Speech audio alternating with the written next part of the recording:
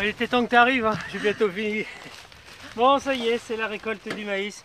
On profite d'une petite éclaircie pour vous faire le démarrage de la vidéo. Dans tous les cas, je suis sous la flotte, il n'y a pas le choix. Le maïs est arrivé à maturité, et c'est lui qui décide, on le ramasse, et puis on est sous l'eau. Et puis vous regardez, ça va pas être une grande année, on a planté 200 graines, normalement on aurait dû avoir à peu près 2 ou 3 brouettes. Si j'arrive à en faire une, ce sera pas mal. Les épis sont tout beaux. Regardez, regardez-moi ça, c'est beau, hein? Hop, il n'y a plus qu'à le plonger dans de l'eau frémissante. Et hop, vous avez vu? C'est super beau, hein? Allez, c'est pas le tout, à table. Ça y est, on vient de terminer la récolte du maïs de l'année. Et bien maintenant, il faut passer à une autre activité parce que c'est pas parce que c'est le mois d'octobre que tout est terminé dans le potager. On va voir les artichauts.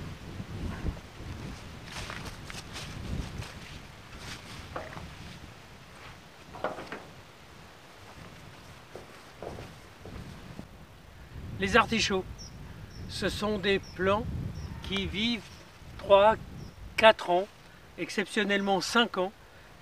Donc qu'est-ce qui se passe? C'est-à-dire qu'un pied d'artichaut, ça pousse, la racine primaire qui est ici, et elle donne des rejetons qui sont là, et puis d'autres rejetons, et puis vous voyez, ça c'est un très vieux pied, et exceptionnellement, c'est la 5e année. Nous sommes à l'automne, on va préparer notre été de l'année prochaine, notre printemps de l'année prochaine. On va commencer à retirer les vieilles branches. Ça y est, c'est fait. Donc tout ça, ce sont des jeunes plants. L'artichaut, la particularité de l'artichaut, c'est que ça pousse 3, 4, 5 ans sur place. C'est-à-dire que la première année, on va dire que c'est ce pied-là, ça c'est un pied de l'année. La deuxième année, ils sont un peu plus gros. La troisième année, ils sont plus gros. La quatrième année, c'est celui-ci. Celui-ci, il a eu l'immense gratitude de repartir pour une 5e année. On ne sait pas ce que ça va donner. Vous voyez, j'arrache. Vous voyez là les coupes qu'on a fait. Il n'y a plus rien. Et ici, par contre, il y a une petite pousse qui est repartie, puis une deuxième, une troisième, une quatrième. Alors, on les laisse. Une fois que vous avez coupé les vieilles branches des artichauts, qu'est-ce qu'il vous reste? Il vous reste les rejetons de l'année. Surtout, c'est pas le moment de les diviser, parce que les diviser pour faire des œilletons, ça se fait au printemps. Qu'est-ce qu'on fait?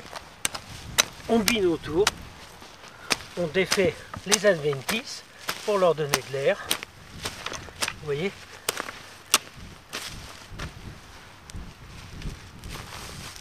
Je nettoie tout autour. Une fois que vous avez tout nettoyé autour, vous remontez la terre contre le pied, le plus haut possible, pas que ça étouffe les pieds. Et vous voyez, ça crée une petite cuvette autour. Voilà, ça y est. Le pied est semi-enterré. Et là, vous venez, vous couvrez de paille, ce qui fait qu'il y a une petite rigole qui s'est installée autour. Là, on va pailler nos artichauts et on va les laisser comme ça pour tout l'hiver. Ils se débrouillent tout seuls. Et au printemps, n'ayez pas peur, même si c'est tout pourri, que c'est tout cramé, que parce qu'il y a eu beaucoup de gel, vous coupez tout, vous désherbez, vous nettoyez dès le mois d'avril, puis vous verrez, ça va repartir tout seul. Ici, c'est notre pépinière à fraisier. Alors, il se trouve que nous avons notre fraiseraie qui est en pleine effervescence, qui travaille très bien, qui nous donne énormément de fruits. Et bien l'année dernière, j'étais arrivé à plus d'une centaine de plants. Qu'est-ce que j'ai fait dans ce petit carré qui est ici? J'ai replanté tous les derniers plants. Par contre, je leur ai mis aucun terreau, aucun avantage, et j'ai mis tous ces petits plants comme ça, tranquillement. Je les ai un peu arrosés vraiment quand c'était trop sec dans l'année, mais j'ai vraiment fait aucun effort. Pourquoi? Parce que j'ai rendu des pieds qui étaient des jeunes bébés pour devenir des pieds super forts. Vous voyez ici, c'est un pied de fraisier.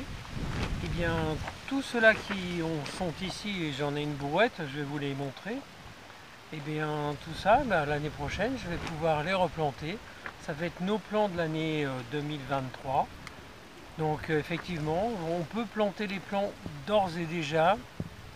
Moi, si j'ai pas beaucoup de place parce que j'ai déjà ma fraiseraie qui est faite, donc qu'est-ce que je vais faire? Je vais mettre tous mes petits plants en pot. Je vais les garder tout l'hiver soigneusement dans un endroit abrité à l'écart du gel.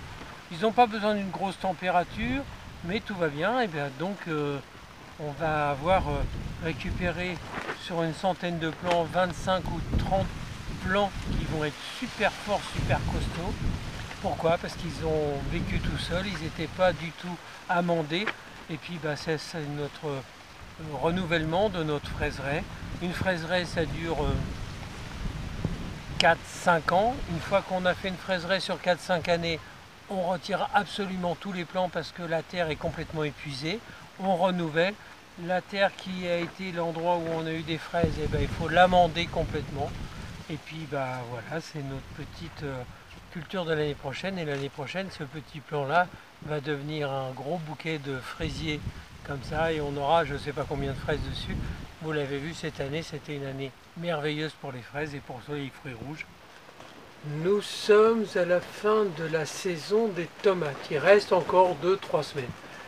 Bien évidemment, le climat a descendu. Il est entre 7 et 17 degrés. Vous voyez les petites feuilles qui sont ici. Ça y est, le mildiou s'invite dans notre potager. Alors, il n'y a pas grand-chose à faire. Vous savez qu'on garde les feuilles au maximum. Et à partir de maintenant, on va commencer à découper toutes les branches avec les feuilles basses. Pourquoi? Parce que de toute manière, il n'y aura pas de nouveaux fruits. Et puis, le mildiou, il commence toujours sur les feuilles. Et bien là, c'est une bonne façon de l'arrêter. Et puis, là, ça va, on ne va pas continuer. On nettoie tous nos pieds de tomates de façon à ne plus laisser de branches basses qui ne servent à rien s'il n'y a pas de fruits dessus. Parce que même si vous avez des fleurs, c'est plus le moment où les fleurs vont devenir des fruits, il ne faut pas rêver. C'est comme ça, c'est terminé. Eh bien, qu'est-ce qu'on fait? On coupe toutes ces branches-là, ce qui va faire que toute la force du pied va monter dans les fruits vont profiter pleinement, et puis vous allez finir avec quelques jolies tomates, jusqu'à ce qu'il fasse très froid, parce qu'à partir du moment où il va faire trop froid, il n'y aura plus rien. Bon, ça a été une année de canicule, hein, faut pas rêver. Il y a toujours des tomates qui ont le cul noir. Ça fait partie de la vie du potager. Bon, vous voyez, on va commencer à éclaircir. C'est pas la peine de laisser monter ce genre de choses ici, ça sert à rien. On coupe gentiment, on en laisse un petit peu bien évidemment, les plus belles branches. Et regardez ici, tout ça c'est en train de pourrir, ça sert strictement à rien. Hop, un petit gourmand, ça en plus.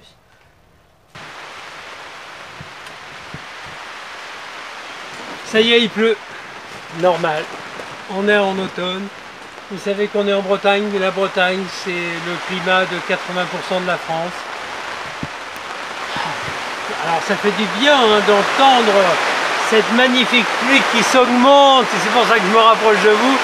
On est en train de se prendre un orage, mais d'enfer, mais on s'en fout complètement. Pourquoi? Parce que tout simplement, on profite de notre instant. La Bretagne, voilà, ça vous permet d'avoir un potager magnifique, évidemment. Ça nous permet d'être avec vous au quotidien, de vous montrer tout ce qu'on fait.